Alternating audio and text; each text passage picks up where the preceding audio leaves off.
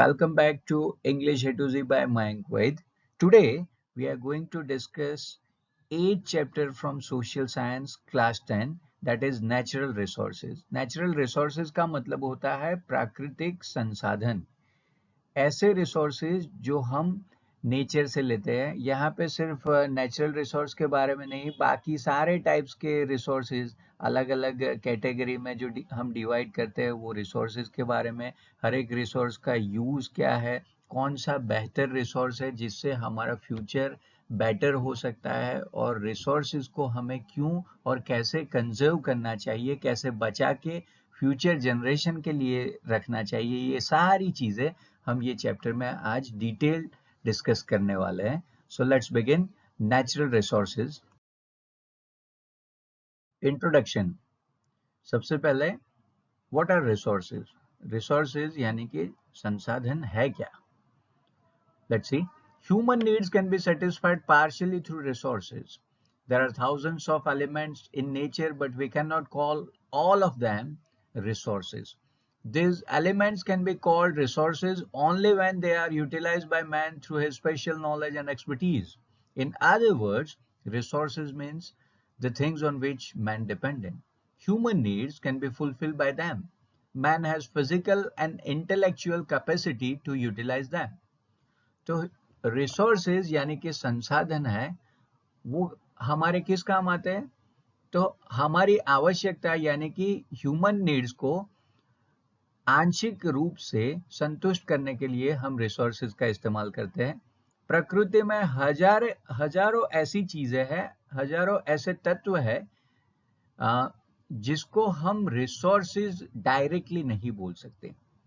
ये सारी जो प्राकृतिक चीजें यानी कि नेचुरल एलिमेंट्स है, वो तभी रिसोर्सेज कहलाएंगे जब हम उस पे अपना नॉलेज एंड एक्सपर्टीज का इस्तेमाल करेंगे। अब जैसे अर्थ के अंडरनीथ कई हजारों साल से क्रूड ऑयल दफन है, पर जब हमने उसको वहां से एब्स्ट्रैक्ट किया, बाहर निकाला और फिर उसको एनालाइज करके उसको प्रोसेस करके उसमें से हमने पेट्रोल, डीजल, ये सारी चीजें अलग करी, तब जाके वो क्रूड ऑयल हमारे लिए नेचुरल रिसोर्स बना।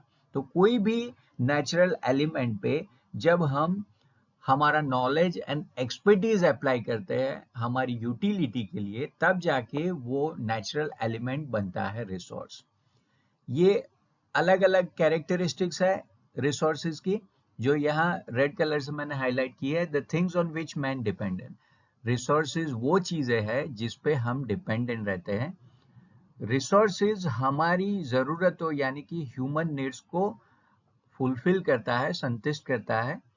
और लास्ट वन, रिसोर्सेज का इस्तेमाल करने के लिए हमें फिजिकल एंड इंटेलेक्चुअल कैपेसिटी यानी कि शारीरिक और बौद्धिक क्षमता का इस्तेमाल करना पड़ेगा। जैसे मैंने अभी आगे बोला कि क्रूड ऑयल जब तक अर्थ के अंडरनीथ था, जब तक हमने उसको खोज के बाहर नहीं निकाला, उसमें से पेट्रोल, डीजल, ये सारी चीजें हमारा नॉलेज एंड एक्सपर्टीज करके अलग नहीं करी, तब तक वो रिसोर्स नहीं बना। तो ये तीसरा वाला कि रिसोर्सेज को हमारे यूज में लाने के लिए, हमें यूटिलाइज करने के लिए हमें हमारा physical and intellectual capacity apply करना पड़ेगा।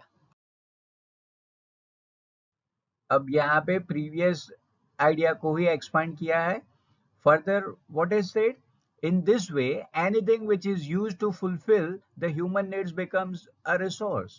In ancient time man did not know about minerals buried within the land, so those were not resources at that time.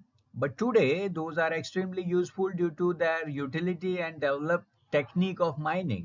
The natural resources should have both the virtues of utility and capacity to work. तो हर एक प्राकृतिक चीज यानी कि हर एक प्राकृतिक तत्व वो तब तक रिसोर्स नहीं बनता जब तक वो ह्यूमन नीड्स की जरूरत की पूर्ति के लिए इस्तेमाल ना हो सके। हालांकि हर एक नेचुरल एलिमेंट का ये पोटेंशियल रहता है कि वो रिसोर्स बन सकता है। पर रिसोर्स बनाने के लिए, वो नेचुरल एलिमेंट को रिसोर्स बनाने के लिए हमें हमारा एक्सपर्टीज इस्तेमाल करना पड़ेगा। और इसीलिए प्राचीन समय से हमारी धरती के अंदर काफी सारे खनिज दबे हुए थे, पर उस टाइम वो रिसोर्सेज नहीं थे। जब हमने वही खनिज यानी कि मिनरल्स पे माइनिंग टेक्निक इस्तेमाल किया, उसको खोद के बाहर निकाला, फिर उसको एनालाइज किया, तब जाके वही खनिज यानी कि मिनरल रिसोर्स बने। तो नेचुरल रिसोर्स में ये दोनों चीजें होती है। एक वर्च्यू ऑफ यूटिलिटी, आप उसको कैसे और बेहतर तरीके से इस्तेमाल करते हो वो, और उससे आप ज्यादा से ज्यादा कैसे काम ले सकते हो वो। यानी रिसोर्स के दो बेसिक वर्च्यू है, एक है virtue of capacity to work and virtue of utility. This both characteristics are unique as far as resources are concerned. To cut a long story short, resources is nothing but an interaction between man, nature and culture.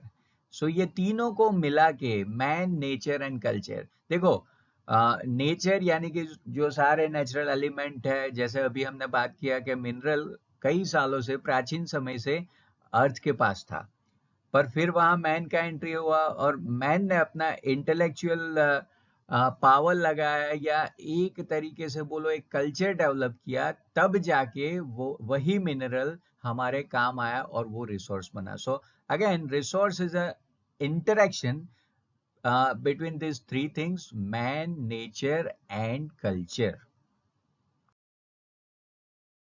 Resources are useful to us in many ways. We learn about its role gradually at every stage of human life. All activities from agriculture to industries ultimately depend on natural resources. So let's know about them more. अच्छा, resources का काफी सारा use है। Modern time में resource के बिना हम हमारा एग्जिस्टेंस सोच ही नहीं पाएंगे। तो ह्यूमन लाइफ में अलग अलग स्टेज पे रिसोर्सेज का अलग अलग इस्तेमाल होता है। हर एक एक्टिविटी जो हम पूरे लाइफ के दौरान करते हैं, यानी कि एग्रीकल्चर एक्टिविटी हो, खेतीबाड़ी हो या कोई इंडस्ट्री हो, सारी जगह पे नेचुरल रिसोर्स का काफी ज्यादा बोलबाला है। आप ये बोल लो कि हम सारी हमारी जो एक्टिविटी है, ह्यूमन एक्टिविटीज, वो एक तरीके से नेचुरल रिसोर्सेज पे ही डिपेंडेंट है। उसके बारे में डिटेल में देखते हैं अब। अच्छा, अभी हमने देखा रिसोर्सेज के अलग अलग यूसेज है, उसमें से सबसे पहला resource as a food. Resource का यानी कि संसाधन का भोजन के रूप में उपयोग। Various food requirements of man are compiled by various resources and are used as a food item. For example, fruits grown naturally, various crops obtained through agriculture, milk and its products, and meat obtained through domestic animals, fish and other aquatic animals from reservoirs, honey prepared by honeybees, etc.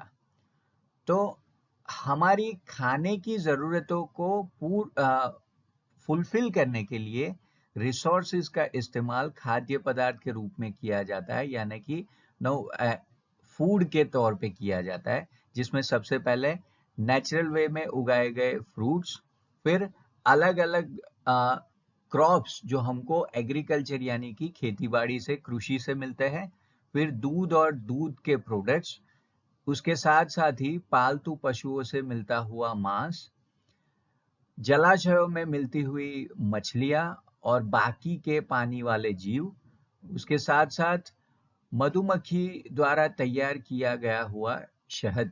ये सारी चीजें हम food as a resources के तौर पे इस्तेमाल करते हैं। Resource as a raw material, ये रिसोर्सेज यानी कि संसाधन का कच्चे माल के रूप में कैसे इस्तेमाल होता है। The given below things from the raw material for many industries, various goods obtained from forest, agro products, wool, hides and meat available from animals, mineral ores, etc. तो हर एक चीज का रॉ मटेरियल के फॉर्म में इस्तेमाल होता है, जिसमें से कुछ चीजें यहाँ पे लिस्ट बनाई गई है। सबसे पहले विभिन्न तरीके के गुड्स, अलग अलग टाइप के गुड्स जो हम रॉ मटेरियल के तौर पे फॉरेस्ट यानी कि जंगल पे डिपेंड करते हैं। अब जैसे ले लो कि पेपर, अब पेपर जो है वो फाइनल प्रोडक्ट जिस पे हम लिखते हैं वो पेड़ से मिलता है, और पेड़ होता है जंगल में। तो ये हुआ no forest as a raw material, I have just given you an example. फिर एग्रो प्रोडक्ट्स, नो खेती बाड़ी की जो अलग अलग उत्पाद है वो, फिर वूल ले लो या पशु की खाल ले लो या उनका मांस ले लो जो हमको एनिमल से मिलता है। फिर मिनरल ओर, यानी कि आप लेमन टर्मिनोलॉजी में ये समझ लो कि जो प्राकृतिक तौर पे जो मिनरल मिलता है, जैसे आपको, आप आयरन के बारे में बोल रहे हो, तो आयरन आपको जमीन में से डायरेक्ट नहीं मिलेगा, वो इम्प्योर फॉर्म में होगा, और उस पे और वो जहाँ से मिलता है उसको बोला जाता है मिनरल ओर। और फिर उसको एब्स्ट्रैक्ट करके वही ओर पे काफी सारा प्रोसेस करके आप प्योर फॉर्म में आयरन ले सकते हो। तो यहाँ पिक्चर में ये ज्यादा क्लियर हो जाएगा। अब जैसे फॉरेस्ट है, फॉरेस्ट में से आपको कौन कौन सी चीजें मिलती है, डायरेक्ट फॉर्म में नहीं, ये इनडायरेक्ट फॉर्म में है, फिर आपको प्रोसेस करके उस पे फाइनल प्रोडक्ट बनाना है। और इसीलिए यहाँ पे टाइटल दिया गया है forest as a raw material resource. तो जैसे लकड़ा मिलता है, food, wood, medicine, pulp, recreation, home of wild life, rubber, cotton, ये सारी चीजें हमें फॉरेस्ट से मिलती है। अब ऐसा जरूरी नहीं कि ये सारी चीजें हमको डायरेक्ट मिलेगी, ये इम्प्योर फॉर्म में होगी, आपको उस पर प्रोसेस करके फिर फाइनल प्रोडक्ट बनाना है। और इसीलिए तो हमारा टाइटल है resource as a raw material. Resource as energy resources, तो रिसोर्सेज का एनर्जी यानी कि शक्ति के तौर पे भी इस्तेमाल किया जाता है, ऊर्जा के तौर पे भी इसका इस्तेमाल किया जाता है, और वो भी काफी कॉमन है। We use coal, petroleum, natural gas as fuel in industry as well as domestic fuel. Beside, energy can be generated through solar insolation, wind, sea waves, tides and ebbs, and waterfall, etc. तो हम resources का सबसे ज्यादा इस्तेमाल ऊर्जा के रूप में करते हैं। और बेसिकली दो तरीके के एनर्जी रिसोर्स हो सकते हैं, एक रिन्यूएबल और दूसरा है नॉन रिन्यूएबल। एक जिसको आप पुनः स्थापित कर सकते हो, दोबारा उसी क्वांटिटी में, उसी क्वालिटी में हासिल कर सकते हो, और एक जो आप नहीं कर सकते हो। और इसलिए यहाँ पिक्चर में दोनों को मैंने सेग्रेट करके अलग करके दिखाया है। ऑयल, कोल, न्यूक्लियर, नेचुरल गैस, ये सारे नॉन रिन्यूएबल एनर्जी रिसोर्सेज है। मतलब आपने एक बार उसको इस्तेमाल कर दिया, फिर आप उसको दोबारा रीगेन नहीं कर पाओगे। वेरएज ये जो सारी है, hydro power, wind, solar, geothermal and biomass, इसको आप जितना भी यूज कर लो, आप दोबारा उसको हासिल कर पाओगे। तो यही दो पॉइंट है। पहला पॉइंट है कि हम पेट्रोलियम, कोयला, नेचुरल गैस, ये सारी चीजों को अलग अलग इंडस्ट्रीज में और घर में भी ईंधन के तौर पे यानी कि फ्यूल के तौर पे इस्तेमाल करते हैं। और इसके साथ साथ हम सोलर से जनरेट हुई एनर्जी, या विंड, या सी वेव से, या टाइड्स एंड एप से, या वाटरफॉल से, ये सारी चीजों से जनरेट हुई एनर्जी का भी इस्तेमाल हम रिसोर्स के तौर पे करते हैं। Resources are classified as follow. आप अलग अलग तरीके से उसको क्लासिफाइड कर सकते हैं। यहाँ पे कुछ पैरामीटर के हिसाब से क्लासिफिकेशन दिया हुआ है। एक क्लासिफिकेशन पॉसिबल है on the basis of ownership, उसका ओनर कौन है उसके हिसाब से आप ले सकते हो। फिर दूसरा हो सकता है ऑन द बेसिस ऑफ री अवेलेबिलिटी, कि वो आप दोबारा उसी मात्रा, उसी क्वालिटी में, उसी क्वांटिटी में वो रिसोर्स को आप हासिल कर पाओगे, अवेलेबल कर पाओगे या नहीं। और तीसरा है on the basis of distribution. So let's see all of this classification in detail. So the first classification on the basis of ownership. Ownership के हिसाब से आप रिसोर्सेज को तीन हिस्सों में डिवाइड कर सकते हो। पहला है इंडिविजुअल रिसोर्सेज, जिसका ओनरशिप इंडिविजुअल या तो फैमिली होता है, जैसे लैंड, बिल्डिंग।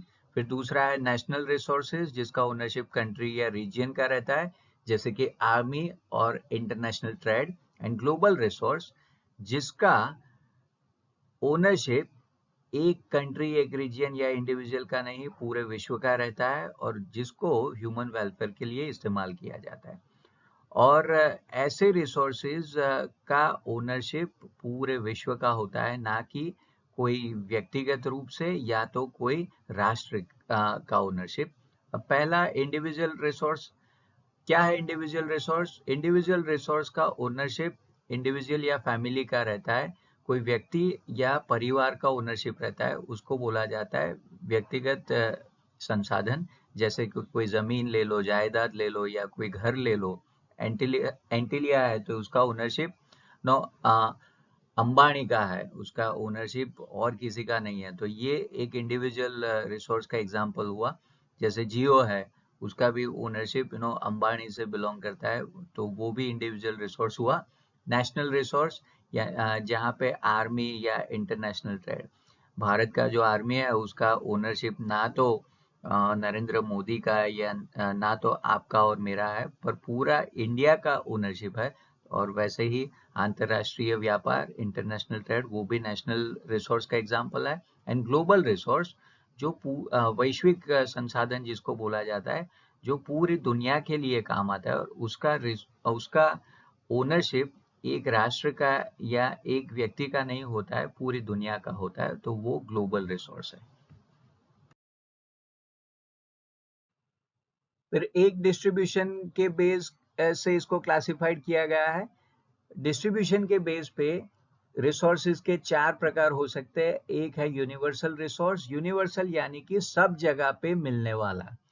तो ये universal resource, they are useful gases in the atmosphere like oxygen and nitrogen, whereas generally available resources which are available easily like land, water, pasture land.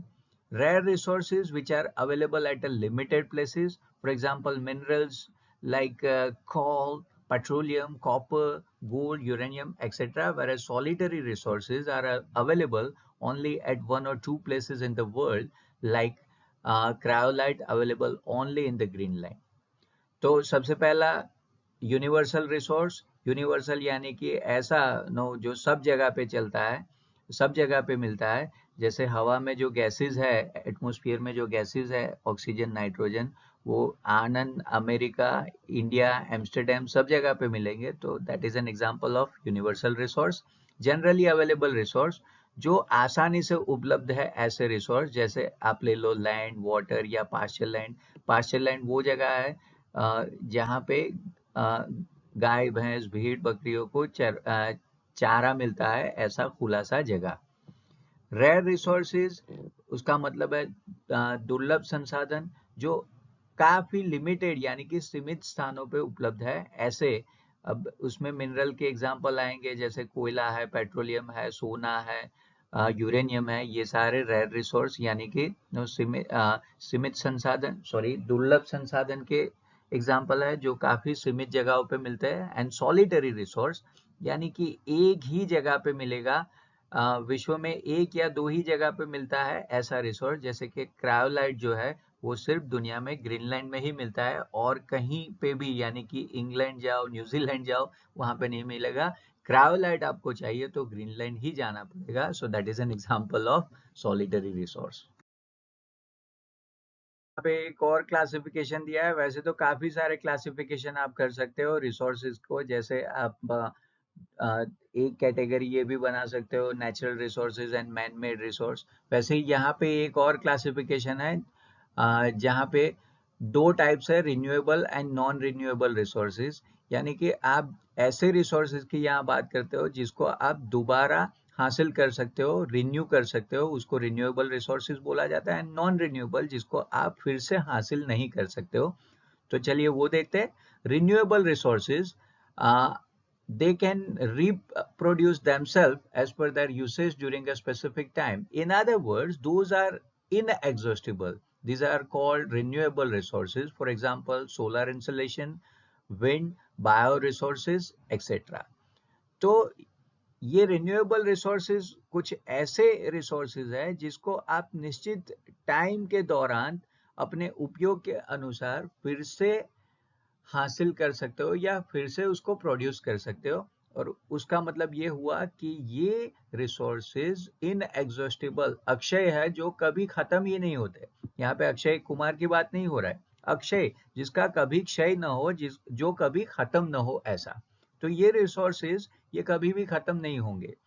ये हनुमान जी की पूंछ की तरह, जैसे लंका में हनुमान जी की पूंछ को जलाया गया था और वो लंबी लंबी और लंबी होती चली गई, बस कुछ ऐसे ही ये रिन्यूएबल रिसोर्सेज कभी खत्म नहीं होंगे। रिन्यूएबल रिसोर्सेज वो होते हैं अक्षय कुमार की तरह, और इसीलिए इसके एग्जाम्पल है solar insulation, wind, bio resources, etcetera. तो सोलर एनर्जी है वो कभी खत्म नहीं होगी, वैसे ही विंड एनर्जी है, सारे जो जैव संसाधन है वो भी कभी खत्म नहीं होंगे। So these are all Akshay Kumar resources, यानी कि renewable resources. Non renewable resources, they can not be reuse once they are use. इनका once in a lifetime use होता है, एक बार इनका यूज हो गया मतलब खत्म। आपने आपके व्हीकल में, आपके बाइक में 1 लीटर पेट्रोल डाल दिया और फिर घूम के आ गए, 1 लीटर पेट्रोल जला दिया, क्या वो फिर से वो रिप्रोड्यूस होगा? फिर से वो पेट्रोल टैंक में दोबारा नो मिस्टर इंडिया की तरह हाजिर हो जाएगा? हाँ, आप मुझे ढूंढ रहे हो तो ये नहीं possible. So these are the non renewable resources जो फिर से आप हासिल नहीं कर सकते हो, रिन्यू नहीं कर सकते ऐसे। तो ये आप दोबारा इस्तेमाल भी नहीं कर सकते, उसको दोबारा आप प्रोड्यूस भी नहीं कर सकते हो, और इसीलिए दे can not B reform in near future. आप भविष्य में उसको बदल भी नहीं सकते। एक बार खत्म हो गया मतलब खत्म। पेट्रोलियम एक बार आपने यूज कर दिया, you can not regain, reproduce और रिफॉर्म दैट। तो मिनरल, कोल, कोयला है, खनिज है, प्राकृतिक गैस है, पेट्रोलियम है, ये सारे एग्जाम्पल्स है नॉन रिन्यूएबल रिसोर्सेज जिसको आप फिर से हासिल नहीं कर पाओगे, और इसीलिए they are called non renewable resources. Now more important question, planning and conservation of resources. हमको संसाधन का संरक्षण क्यों करना है, उसके लिए हमको प्लान क्यों करना है? So human needs are unlimited while the resources are limited.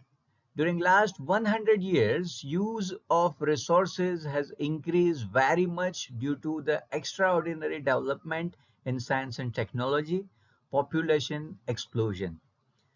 Severe implications will have to be experienced in future if a serious thought is not given to this matter. So, it is duty to conserve resources for the future generation.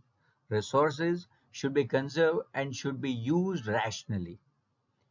तो हमें resources का conservation, हमें इसका क्यों conservation करना है उसके बारे में देखते हैं। तो सबसे पहले हमारी जो ज़रूरतें हैं, human needs which are unlimited, हमारी जो ज़रूरतें हैं वो असीमित है, वो कभी ख़त्म ही नहीं होगी, और उसके सामने ये नीड्स को फुलफिल करने के लिए जो हमें रिसोर्सेज चाहिए वो काफ़ी लिमिटेड है, वो काफ़ी सीमित है। तो ये तो जैसे डेविड वर्सेस गोलियत की बात हो गई। एक तरफ काफ़ी बलशाली, आयु, उम्र और ताकत में सबसे बड़ा, और एक साइड पे एक छोटा सा जीव। तो हमारी ज़रूरतें अनलिमिटेड है, असीमित है, पर उसको फुलफिल करने के लिए जो रिसोर्सेज चाहिए वो काफी लिमिटेड है, और यही मेन रीजन है कि हमें उसको बचा के रखना पड़ेगा। फिर दूसरा क्या हुआ कि स्पेशली पिछले 100 साल में रिसोर्सेज का इस्तेमाल नाटकीय रूप से बढ़ गया। और उसका रीजन क्या है, क्यों ये रिसोर्सेज का इस्तेमाल नाटकीय रूप से, ड्रामेटिक फॉर्म में क्यों बढ़ गया? क्योंकि पिछले 100 साल में साइंस एंड टेक्नोलॉजी के फील्ड में काफी सारा विकास हुआ, काफी जोरदार जबरदस्त डेवलपमेंट हुआ, और उसके साथ साथ वस्ती विस्फोट यानी कि जनसंख्या भी रॉकेट की स्पीड से बढ़ी। अब जितने लोग बढ़ेंगे उतनी जरूरतें बढ़ेंगी, जरूरतें बढ़ेंगी तो उसको फुलफिल करने के लिए ज्यादा से ज्यादा रिसोर्सेज इस्तेमाल करने पड़ेंगे। जितना साइंस एंड टेक्नोलॉजी का विस्तार होगा, जितनी कार्स इंडस्ट्रीज बढ़ेंगी, उतना ही ज्यादा रिसोर्स हमको चाहिए एज अ फ्यूल। ये सारे ऑटोमेटिव सेक्टर को चलाने के लिए, इंडस्ट्रीज को चलाने के लिए हमें एज अ फ्यूल के तौर पे चाहिए रिसोर्स।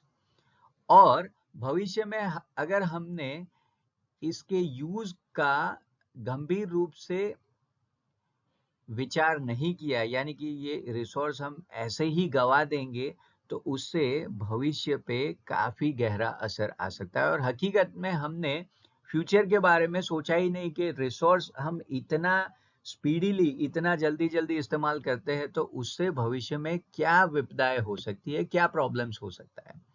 और इसीलिए फ्यूचर जनरेशन को बेहतर बनाने के लिए भी रिसोर्सेज चाहिए। अब जैसे आपके पास 10 लाख रुपए है, और अगर आपने आपके पेरेंट्स की तरह उसको बचा के संभाल के नहीं रखा, और नेक्स्ट जनरेशन को, यानी कि आपके आने वाली पीढ़ी को आपने कुछ भी नहीं दिया, तो आपकी पीढ़ी आपको गालियां देंगी। आपकी नेक्स्ट जनरेशन आपको बोलेगी, जाने दे यार, मेरे बाप ने तो मेरे लिए 1 रुपया भी बचा के नहीं रखा। और उसके सामने अंबानीज या अदानीज है, जिनके नो फोर फादर्स ने या उनके प्रीवियस जनरेशन ने काफी चीजें बचा के रखी, तो वो जनरेशन हमेशा अंबानीज अदानीज को ब्लेसिंग्स देगी। तो अगर हमको फ्यूचर का ब्लेसिंग्स चाहिए, तो उसके लिए भी हमें रिसोर्सेज को जो है बचा के रखना चाहिए। और सबसे बड़ी बात कि हमें उसका तर्कबद्ध, यानी कि रैशनली सोच समझ के इस्तेमाल करना पड़ेगा, ताकि थोड़ा बहुत हम फ्यूचर जनरेशन के लिए बचा के सकें। जनरली मिडिल क्लास फैमिली में यही तो होता है, पेरेंट्स अपनी ज़रूरतों को बड़े ध्यान से समझते हैं, और समझने के बाद अगर ज़रूरत है तभी पैसा खर्च करते हैं। और ये पैसा बचाने का जो मिडिल क्लास मेंटालिटी है, वो कुछ रिसोर्स को बचाने के जैसा ही है। And that is why conservation of resources is utmost necessity of a time. Conservation is directly related to scarcity of resources. If the resources are exploited at the current rate, where they are exploited haphazardly and irrationally, then it will be a dream to maintain a development and the current lifestyle. It includes the things like its rational usage, its conservation and reusage. When there is a danger of existence on the life of a tree or a human, the arrangement made for it is called conservation. अब conservation क्या है वो थोड़ा समझ लेते हैं हम। Conservation in fact दो टर्म्स है, प्रिजर्वेशन एंड कंजर्वेशन। आप कोई खाने की चीज है और उसका शेल्फ लाइफ बढ़ाना चाहते हो, यानी कि अगर कोई डिश बना है, वो 2 दिन से ज्यादा अच्छा नहीं रह सकता, तो आप उसमें क्या करोगे, प्रिजर्वेटिव्स डालोगे, और उसका जो शेल्फ लाइफ है वो आपने 2 दिन से बढ़ा के 5 दिन का कर दिया, तो उसके लिए प्रिजर्वेटिव्स यूज करते हो। और वही चीज को लॉन्ग टर्म अगर प्रिजर्व करना है, तो उसके लिए कंजर्वेशन आता है। यानी खाने की चीज को आप 2 से लेके 5 या 7 दिन तक बरकरार रख सकते हो, पर क्या पूरे लाइफ नेक्स्ट जनरेशन के लिए भी आप बचा के रख सकते हो? तो वहां पे प्रिजर्व नहीं किया जा सकेगा, वहां पे होना है कंजर्वेशन। तो ये दोनों समझ लो, कंजर्वेशन एंड प्रिजर्वेशन। तो यहाँ पे बोल रहा है कि कंजर्वेशन का डायरेक्ट कनेक्शन ही इसके शॉर्टेज से है, उसके स्कैरसिटी से है। अगर संसाधन कम मात्रा में उपलब्ध नहीं होते, तो फिर ये कंजर्वेशन का सवाल, यानी कि इसके संरक्षण का सवाल ही नहीं उठता। तो दूसरा ये प्रॉब्लम है कि आज जो हम वर्तमान रूप में जिस तरीके से रिसोर्सेज का इस्तेमाल बिना सोचे समझे या ऐसे ही साइंटिफिक मेथड को इस्तेमाल किए बिना जिस तरीके से हम रिसोर्सेज का इस्तेमाल कर सकते हैं, अगर वही चालू रहा, तो आज का जो हमारा लाइफस्टाइल है और डेवलपमेंट रेट है, उसको मेंटेन करना ऑलमोस्ट इम्पॉसिबल हो जाएगा। मतलब हम इतना सारा रिसोर्सेज का इस्तेमाल करते हैं आजकल, कि ऐसा होगा कि कुछ टाइम बाद हमारे पास रिसोर्सेज अवेलेबल ही नहीं होंगे, तो फिर नया डेवलपमेंट कैसे होगा, अच्छी लाइफस्टाइल कैसे डेवलप होगी। तो रिसोर्सेज में रिसोर्सेज का कंजर्वेशन करने के लिए कौन कौन सी चीजें शामिल है, तो इसमें बेसिकली 3 चीजें शामिल है। एक तो उसका रैशनली, यानी कि लॉजिक के पॉइंट के हिसाब से उसका सही इस्तेमाल कैसे किया जाए, ये हमें देखना है। साथ ही साथ इसका संरक्षण यानी कि कंजर्वेशन भी देखना है, और अगर हो सके तो वही रिसोर्स को हम दोबारा इस्तेमाल कैसे कर सके, उसका रीयूसेज कैसे कर सके, इसके बारे में भी हमको देखना है। और अगर हमने ये नहीं किया, तो हमारा एग्जिस्टेंस यानी हमारा अस्तित्व भी खतरे में आ सकता है। So this is the reason, अगर हमें हमारे आप को बचाना है तो हमें रिसोर्सेज को भी कंजर्व करना है, उसको भी बचाना ही है। How to plan and conserve resources, हमें रिसोर्सेज को संरक्षित क्यों करना है, उसके लिए योजना क्यों बनानी है। So first of all, gather information about the availability of utilized and unutilized resources, probable resources of any region or a country as a unit. These resources which are limited or non-renewable should be exploited scientifically and should be used only where it is necessary to use them. Attempts should be made to develop those resources, the quality of which can be increased. तो सबसे पहले हमारे पास जो जो resources है, जिसका हमने utilisation कर दिया, जिसको हमने उपयोग में ले लिया वैसे रिसोर्स, और जिसका उपयोग अभी बाकी है, यानी जो हमारे हाथ पे है, जो उपयुक्त रिसोर्स है, वो सारे रिसोर्सेज के बारे में जितनी भी जानकारी है वो सबसे पहले इकट्ठा करो। मतलब अगर आपको पैसे का फ्यूचर प्लानिंग करना है तो सबसे पहले आप क्या करोगे कि आप पहले ये डिसाइड करोगे भाई कि हमारे हाथ में कितना पैसा है या हमारा बैंक बैलेंस कितना है। फिर जो है उसके सामने आप अपने खर्च के बारे में, यानी कि हमारा एक्सपेंस इतना है, और अगर हमको बेटर फ्यूचर चाहिए, अच्छा भविष्य चाहिए, तो ज्यादा से ज्यादा पैसा हम कैसे बचा पाएंगे उसके बारे में हमको सोचना है। तो वैसे ही रिसोर्सेज के लिए जो रिसोर्सेज हमने इस्तेमाल करके रखे हैं उसके बारे में तो अब खैर हो गया, हम उसके लिए कुछ नहीं कर सकते, पर जो बाकी बचा है उसको बेहतर रूप में से कैसे इस्तेमाल किया जाए, वहां पे साइंटिफिक फॉर्मूला इस्तेमाल करके वैज्ञानिक तौर पे उसका कम से कम व्यय हो, कम से कम उसका वेस्टेज हो, और ज्यादा से ज्यादा फ्यूचर जनरेशन के लिए बचा के रखे। दूसरा, हम उसको बेहतर क्वालिटी में भी रख सके, ये सारी चीजों के लिए हमें रिसोर्सेज का कंजर्वेशन करना आवश्यक है।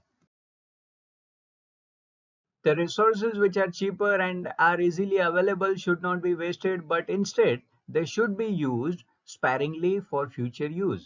Those resources which are in limited quantity should be conserved. Finding its alternate option through technical development is favorable in long term. Necessary laws should be formed for the conservation of resources and should be enforced strictly. Citizens should be well acquainted with all the facts associated with the rational usage of resources and public awareness should be cultivated. तो जो सबसे सस्ते resources है उसको हमें ज्यादा जाया नहीं करना चाहिए, उसका ज्यादा व्यय नहीं करना चाहिए, पर उसकी जगह पे उसका जानबूझ के सोच समझ के इस्तेमाल करना चाहिए ताकि हमारा फ्यूचर बेटर होता जाए। अब जैसे पानी है, चरोतर में पानी इजीली अवेलेबल है तो हम काफी सारा पानी ऐसे ही वेस्ट कर देते हैं, पर जहाँ पे पानी कम है वहां जाके आप देखो तब पता चलेगा कि पानी का अहमियत क्या है। तो हर एक चीज जो आपको आसानी से उपलब्ध है उसका संयमित तौर पे, यानी कि सूझबूझ से उसका इस्तेमाल करना चाहिए। और उसके बाद ऐसे सारे रिसोर्सेज जिसका क्वांटिटी लिमिटेड है उसको कंजर्व कैसे किया जाए उसके बारे में सोचना चाहिए। एक चीज आप ये कर सकते हो कि जो लिमिटेड क्वांटिटी में रिसोर्सेज है उसके ऑल्टरनेटिव ऑप्शंस क्या है। अब जैसे अभी पेट्रोल व्हीकल्स चला रहे हैं हम, तो पेट्रोल व्हीकल के ऑप्शन में आजकल हमने इलेक्ट्रिक व्हीकल्स को ला के रखा है। तो ये एक ऑप्शनल यानी कि ऑल्टरनेटिव यूज है, उससे हम हमारा फ्यूचर ज्यादा सिक्योर कर सकते हैं। और उसके लिए हम हो सके तो गवर्नमेंट लॉज का भी इस्तेमाल कर सकते हैं, यानी कि कानूनी तौर पे पेट्रोल को और महंगा किया जाए, या इलेक्ट्रिक व्हीकल पे गवर्नमेंट सब्सिडीज देती है, और उससे कहीं ना कहीं लोगों को बढ़ावा मिलेगा कि फॉसिल फ्यूल यानी कि पेट्रोल डीजल व्हीकल के बदले ये लोग इलेक्ट्रिक व्हीकल का इस्तेमाल करें। और ये सारी चीज़ों को लोगों से मुहैया करवाना पड़ेगा, यानी कि ये सारी इंफॉर्मेशन जो है कि क्यों हमें रिसोर्सेज को बचा के रखना है, उसको कंजर्व करके रखना है, अगर ये नहीं किया तो इससे भविष्य में क्या क्या प्रॉब्लम्स हो सकते हैं, ये सारी चीज़ों के लिए हमें पब्लिक अवेयरनेस यानी कि जागृति बरकरार रखनी पड़ेगी। लोगों को इसके बारे में ज्यादा से ज्यादा और सहज तौर पे इंफॉर्मेशन अवेलेबल भी करवानी पड़ेगी। Soil formation. Generally, the part of the surface of the earth wherein the vegetation grows is known as soil. This soil is a thin layer composed of various elements on the surface of the earth. Humidity, humus, minerals, and air are mixed up in it. The parental rocks lie below the soil. Soil is formed due to the material available through the denudation, biotic remnants, what you call it, biotic remains, humidity, humus, and air are mixed up in it. In other words, the soil is a natural mixture of minerals and biotic elements which have the capacity to grow and develop vegetation. तो soil formation है क्या? Soil formation, soil कैसे बनता है? तो soil वो जमीन का या पृथ्वी का वो ऊपरी हिस्सा है जहां पे पेड़ पौधे उगते हैं, और ये पेड़ पौधे उगने वाला जो लेयर है वो काफी पतला सा लेयर है, और वहां पे अलग अलग एलिमेंट्स आप देख सकते हो। ज्यादातर सॉइल में एलिमेंट्स होते हैं humidity, humus, mineral and air, यानी कि हुमा कुरैशी। एच यहाँ पे डबल एच, एक एच ह्यूमस और दूसरा ह्यूमिडिटी। ह्यूमिडिटी यानी कि नमी, ह्यूमस यानी कि डीके या decomposition of vegetables, vegetations and decomposition of dead bodies of different creatures. Mineral, उसके बारे में भी हमने देखा, एंड एयर। तो बेसिकली ये चार चीजों का कॉम्बिनेशन है सॉइल, और जहां पे वेजिटेशन ग्रो होता है, humus, humidity, mineral and air.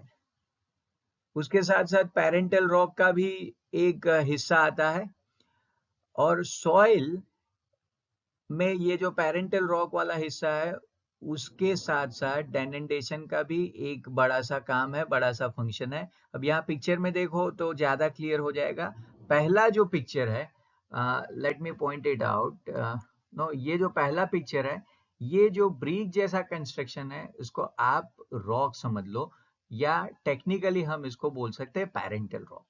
अब इस पे होता है वेदरिंग इम्पैक्ट, यानी कि सूरज की किरणें इस पे पड़ेगी, गर्मी लगेगा, तो कोई भी चीज पे ज्यादा गर्मी होगा तो उसमें क्या होगा कि अगर कोई हार्ड सरफेस है तो वहां पे क्रैक्स बननी शुरू हो जाएंगी।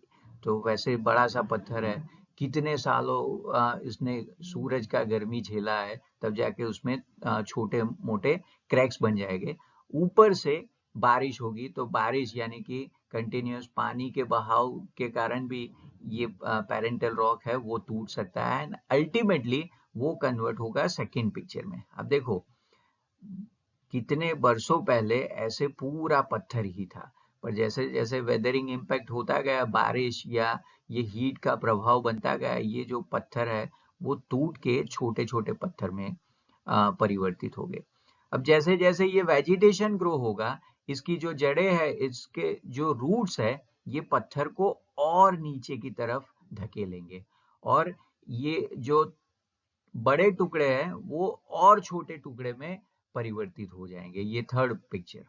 एंड जब अल्टीमेटली बहुत सारे पेड़ अपनी जड़ों को काफी अंदर उतार चुके होंगे, तब ये पूरा मिनरल का हिस्सा हो जाएगा। अब देखो ये जो डार्क रेड कलर या ऑरेंज कलर का है, ये जो पोर्शन है उसका कनेक्शन ज्यादा से ज्यादा वेजिटेशन से है, तो आप ये हिस्से को समझ लो बायोटिक एलिमेंट, दिस वन। और उसके नीचे वाला जो फोर्थ फिगर में आपको और इजीली नजर आएगा, ये जो लाइट कलर का है, ये बायोटिक एलिमेंट के नीचे का जो पोर्शन है, वहां पे आपको ज्यादातर मिलेंगे मिनरल। फाइन। और इसीलिए हमने डेफिनेशन या फॉर्मेशन में क्या लर्न करके रखा कि soil is a mixture of four thing. Huma Qureshi का मिक्सचर है, यानी हुमा माने ह्यूमिडिटी, नमी, दूसरा ह्यूमस यानी कि ये बायोटिक एलिमेंट वाला जिसका कनेक्शन ह्यूमस या तो बायोटिक एलिमेंट से है, फिर उसके बाद आता है मिनरल ये वाला, और तीसरा जो सबसे ज्यादा जरूरी है, यानी किसी भी चीज के लाइफ के लिए जरूरी है, जैसे हमारी लाइफ के लिए या वेजिटेशन की लाइफ के लिए, वो है air. So soil is a mixture of humus, humidity, mineral and air. फिर से ये पूरे पिक्चर को ध्यान से समझ लो, आपको सॉइल फॉर्मेशन इजीली समझ में आ जाएगा. ये है पेरेंटल रॉक. वेदरिंग इम्पैक्ट से ये पेरेंटल रॉक ये स्मॉल फ्रेगमेंट्स में डिवाइड हुए. लॉन्ग रन पे यही स्मॉल फ्रेगमेंट माइन्यूट पार्टिकल्स में बदल जाएंगे, जिसको हम बोलते हैं सैंड. और जहां पे ये वेदरिंग में सबसे ज्यादा पानी का इम्पैक्ट इस पे आता है. अच्छा, फिर ये तीसरे पिक्चर में आपको पहली बार दिखाई देगा ह्यूमस, यानी कि डीकम्पोजिशन या decay process of vegetations and different creatures along with the insects. और ये चौथा पिक्चर, यहाँ पे ह्यूमस से नीचे का पोर्शन मिनरल है. तो ऐसे फॉर्म होता है सॉइल. अब second most important topic of the chapter, that is soil. Soil, तो ये जमीन या मिट्टी है क्या? तो soil is the uppermost layer of the crust of the earth, and it is full of minerals and biotic elements necessary for the growth and development of vegetation. Although their proportion is not the same everywhere. Thus, soil is the layer of the surface of the matter formed due to mixture of scattered material of parental rocks and vegetations. Factors of denudation prepare very thin layer through denudation of rocks. The humus formed due to the disintegration or decay of vegetations or insects is added to this. अब simple यानी कि lemon terminology में soil यानी जमीन है क्या? तो soil क्या है? सॉइल ये धरती का ऊपरी लेयर है, ऊपरी परत है, जो मिट्टी से ज्यादातर बना है. अच्छा, और ये सॉइल जो पृथ्वी का ऊपरी स्तर है या तो ऊपरी परत है, वहां पे ज्यादातर मिनरल्स एंड बायोटिक एलिमेंट्स होते हैं. अब बायोटिक एलिमेंट्स वो नेचुरल तरीके से फॉर्म होता है, जैसे पेड़ पौधे या जो डेड बॉडीज है उसका डीकम्पोजिशन से बनता है. वेरएज मिनरल वो उसका कनेक्शन ज्यादातर पत्थर के अलग अलग टाइप से होता है. और हर एक जमीन में, हर एक सॉइल में ये मिनरल और बायोटिक एलिमेंट का अलग अलग प्रपोर्शन रहता है, अलग अलग अनुपात रहता है. कोई जगह पे आपको मिनरल्स ज्यादा मिलेंगे कोई सॉइल में से, तो कोई सॉइल में आपको बायोटिक एलिमेंट ज्यादा मिलेंगे. और कुछ कुछ ऐसी भी सॉइल हो सकती है जहां पे मिनरल एंड बायोटिक एलिमेंट दोनों का बेस्ट कॉम्बिनेशन हो. तो सबसे कॉमन और सबसे समझने वाला डेफिनेशन क्या है soil? Soil is an upper most layer और क्रस्ट ऑफ द अर्थ. पृथ्वी का ऊपरी परत या हिस्सा. और ये ऊपरी हिस्सा दो चीजों से बना है basically, minerals and biotic elements. तो अब सबसे पहले देखते हैं ये बायोटिक एलिमेंट्स क्या है. तो बायोटिक एलिमेंट्स क्या है? बायोटिक एलिमेंट्स वो है जिसको बोला जाता है humus. Humus form due to the disintegration और डीके ऑफ वेजिटेशंस और insects is added to it. जैसे पेड़ पौधे हैं, जब वो सूख जाते हैं, वो सड़ जाते हैं, तो वो जमीन यानी कि मिट्टी में मिल जाते हैं, और उसी को बोलते हैं ह्यूमस. वेरएज ये मिनरल क्या है? ये मिनरल हकीकत में पेरेंटल रॉक स्ट्रक्चर है. एक बड़ा सा पत्थर है, उस पे वेदरिंग इम्पैक्ट होगा, यानी कि गर्मी, ठंडी या बारिश होगी, तो उससे उसका फॉर्मेशन चेंज होगा और वो छोटे छोटे टुकड़ों में या एकदम छोटे छोटे नो पार्टिकल्स, जिसको हम सैंड बोलते हैं, उसमें कन्वर्ट होगा. और इसका भी सॉइल फॉर्मेशन में काफी सारा इम्पोर्टेंस है. Play an important role in the development of vegetation. The climatic impact in the duration of soil formation is also important and widespread, that the soil formed of different types of rocks in that region over a long time is the same. So the soil formation out of the same parental rocks under different climatic influence is different. Soil are classified on the basis of their color, climate, parental rocks, structure, humus etcetera. तो हमने देखा कि biotic element, mineral and parental rock, ये तीन चीजें सबसे अहम होती है सॉइल फॉर्मेशन के लिए। अगर कोई सॉइल में पैरेंटल रॉक वाला हिस्सा ज्यादा है तो वो सॉइल अलग होगा। कोई सॉइल जिसमें बायोटिक एलिमेंट ज्यादा है तो वहां पे हिस्सा सॉइल का अलग होगा। कहीं पे ज्यादा क्लाइमेटिक इम्पैक्ट भी हो सकता है। तो सॉइल का बेसिकली आप उसके कलर, उसके क्लाइमेट, पैरेंटल रॉक, स्ट्रक्चर और ह्यूमस के प्रपोर्शन के हिसाब से अलग अलग कैटेगरी में डिवाइड कर सकते हो